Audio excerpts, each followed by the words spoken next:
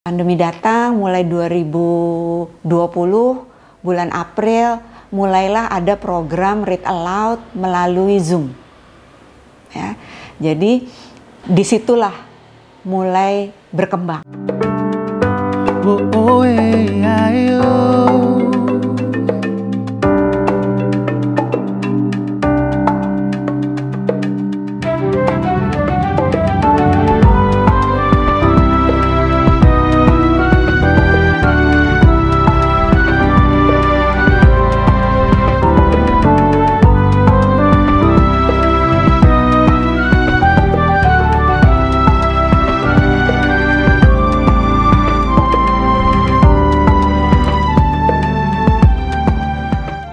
Halo, saya Rosi Setiawan, founder dari komunitas Read Aloud Indonesia.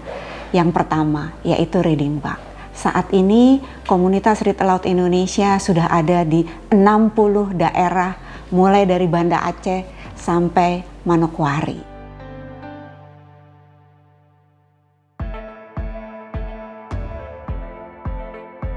Jadi ketika saya berusaha untuk mempunyai kegiatan setelah pensiun, saya belajar mengenai mendongeng karena saya ingin mempunyai kelompok mendongeng. Tetapi setelah saya mengetahui ya bagaimana cara mendongeng, akhirnya saya mengatakan bahwa bukan itu yang saya mau.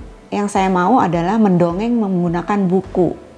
Tapi pemateri mendongeng mengatakan bahwa kalau mendongeng pakai buku itu bukan mendongeng, tetapi read aloud. Nah, dialah yang meminjamkan saya buku The Read Aloud Handbook. Nah, ketika saya baca buku The Read Aloud Handbook, saya tahu bahwa itulah yang saya butuhkan. Ya, karena ternyata saya sudah mendapatkan manfaat dari read aloud. Sehingga saya berusaha supaya buku itu bisa dibaca oleh semua orang tua yang ada di Indonesia, yaitu dengan cara menerjemahkan buku The Read Aloud Handbook. Tapi karena saya bukan seorang publisher, jadi saya kesulitan untuk bisa membuat buku itu ada dalam versi bahasa Indonesia. Akhirnya saya bekerja sama dengan sebuah publisher, kemudian publisher menerjemahkan buku itu ke dalam bahasa Indonesia, dan saya mendapatkan 2.000 buku pada saat itu untuk bisa dibagikan kepada target audience kami. Jadi ketika pertama kali membaca buku The Read Aloud Handbook adalah sekitar awal tahun 2008. Lalu mulai mengerjakan penerjemahan sejak bulan Juli setelah saya mendapatkan izin dari Jim Trelease, penulis dari buku The Read Aloud Handbook. Akhirnya tahun 2008, 22 Desember diluncurkanlah buku The Read Aloud Handbook versi bahasa Indonesia. Jadi tepat di Hari Ibu. Jadi memang ini merupakan persembahan dari seorang ibu untuk ibu-ibu lain yang ada di Indonesia.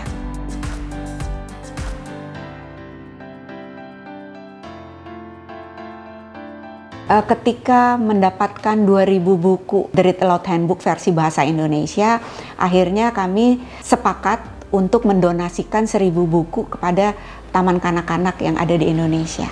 Nah, pada saat itu saya baru tahu bahwa buku yang agak sedikit tebal ternyata agak sulit dibaca oleh guru-guru dan kepala sekolah yang ada di taman kanak-kanak yang kami datangi. Akhirnya untuk mempermudah ya, karena memang background saya adalah sering membuat presentasi-presentasi, akhirnya dari buku The Read Aloud Handbook itu saya membuat presentasi-presentasi yang kurang lebih 1 jaman gitu ya, sehingga audiens yang mendengar bisa memahami apa itu read aloud dan menyerahkan buku The Read Aloud Handbook. Itu adalah awal dari kegiatan komunitas Read Aloud Indonesia, Reading Bugs. Jadi memang memasyarakatkan Read Aloud melalui penyelenggaraan workshop-workshop kecil mengenai Read Aloud.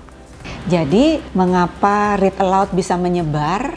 Yaitu dimulai di tahun 2017 ketika saat itu saya merasa bahwa harus lebih banyak lagi pemateri-pemateri Read Aloud. akhirnya saya membuat program yang namanya Train of Trainer. Jadi itu memang program ya yang membuat pesertanya bisa menjadi pemateri retail laut. Gitu. Dan itu dimulai 2017, 2018, kemudian justru menjadi lebih luas lagi ketika pandemi datang. Ya, pandemi datang mulai 2020 bulan April, mulailah ada program Read Aloud melalui Zoom. Ya, jadi disitulah mulai berkembang. Ya, karena setiap kali saya menyelenggarakan program Train of Trainer Read Aloud itu, pesertanya bukan hanya dari satu daerah, tapi bisa menyebar ke 34 provinsi, ya, dan bahkan ke luar negeri. Jadi orang-orang Indonesia yang ada di luar negeri itu bisa mengikutinya, ya. Dan juga di akhir sesi Train of Trainer itu saya selalu membuat program yang namanya rencana tindak lanjut. Jadi setelah mengikuti program TOT Read Aloud, apa yang peserta akan lakukan. Nah, ternyata banyak mereka yang terinspirasi dari kegiatan yang memang kami lakukan. Jadi membangun komunitas-komunitas Read Aloud yang ada di daerahnya. Dan itulah berkembang, ya. Saya selalu bilang berkembang tidak seperti yang sebenarnya saya cita-citakan, ya. Bahkan lebih cepat dari yang saya harapkan.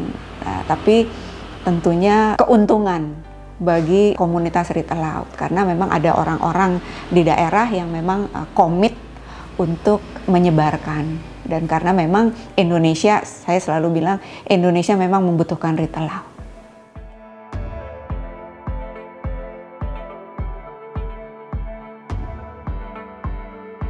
Ketika kita berkampanye Read Aloud, ya, itu memang harus membutuhkan buku cerita. Jadi bukan buku pelajaran, buku cerita. Jadi ketika awal komunitas Read Aloud mengkampanyekan Read Aloud, kita membutuhkan buku, dan buku-bukunya juga buku-buku yang harus disukai anak, ya. Dan inilah kesulitannya, ya, karena di awal-awal 2009 itu ketika mencari buku yang baik untuk dibacakan nyaring ternyata tidak mudah. Gitu. Jadi itu salah satu kendala, dan juga tidak murah. Jadi ketika mengajak orang tua untuk membacakan buku, orang tua harus mempunyai bukunya. Ya. Inilah salah satu kendala. Ya. Harus ada bukunya, kemudian harus ada waktu orang tua. Ya.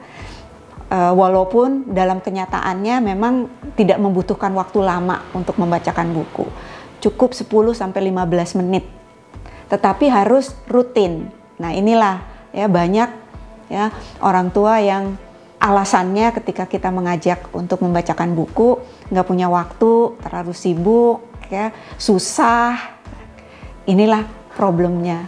Tapi beruntung bahwa ketika mulai 2017 itu ada sebuah platform digital library, ya, yang isinya buku cerita anak yang gratis. Jadi kita mengarahkannya ke situ. Jadi sekarang nggak usah susah-susah cari bukunya karena Bapak dan Ibu bisa download dari digital library yang memang gratis.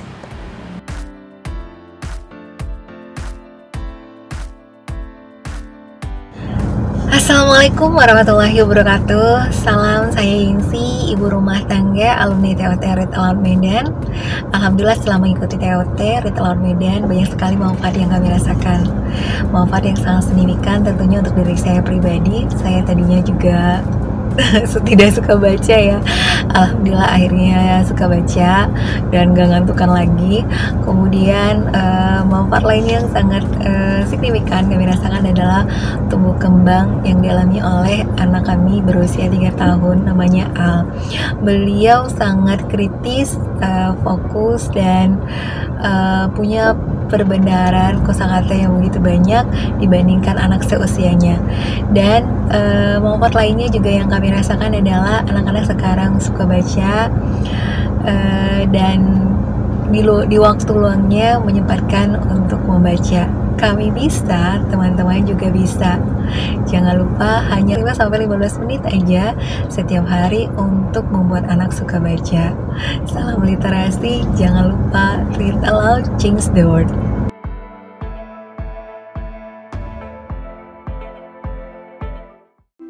Halo, selamat siang. Halo, siang. Namaku Ira. Namaku Hayu. Hari ini kita mau baca Ya. Sirama-rama. Sirama-rama, Alif Ilma Zakiyah dan Andina Subarja. Ayo, kamu mau lihat apa nih? Aku lihat sirama-rama. Mana sih yang namanya Sirama-rama? Iya. Tidak. Terus yang mana dong? Oh, mungkin lebih jelas kalau kita lihatnya gini. Wow. Ini seperti ininya Sirama-rama ya? Sayap. Ini nih sayapnya. Jadi Sirama-rama itu apa sih? Binatang apa ya? Binatang kuku. Yang mirip seperti kupu-kupu. Tuh, hai, lihat apa nih di sini? Aku lihat sirama-rama. Mana Sirama-rama? Ini. Oh, ini. Kalau yang ini siapa ya namanya? Ricky. Ricky? Betul kah? Ya, Dia anak laki-laki atau perempuan sih? perempuan. Perempuan. Ibu, ada Sirama-rama. Siapa yang bilang itu? Oh, mungkin karena ayah sebentar lagi tiba, kata ibu. Apa?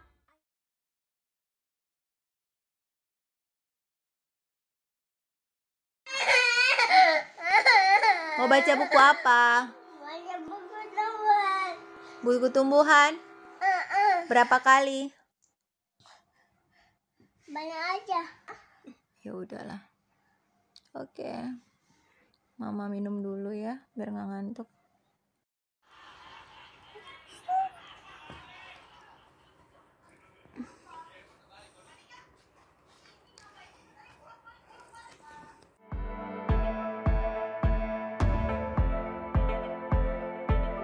Yang perlu diketahui oleh teman-teman bahwa kegemaran membaca itu tidak terjadi dengan sendirinya. Memang harus diupayakan. Dan membacakan buku atau membacakan nyaring atau read aloud adalah cara mudah untuk membuat anak mau membaca, bisa membaca, bahkan gemar membaca.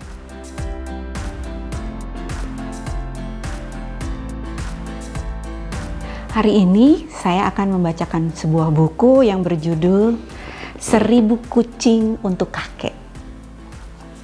Ada kakek, ada nenek, ada kucingnya. Buku ini ditulis, diceritakan, dan digambar oleh Suyadi. Kira-kira tahu nggak Suyadi itu siapa?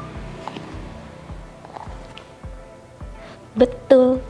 Jadi penulis buku ini adalah Pak Raden. Di sebuah kampung, tinggallah kakek bersama nenek.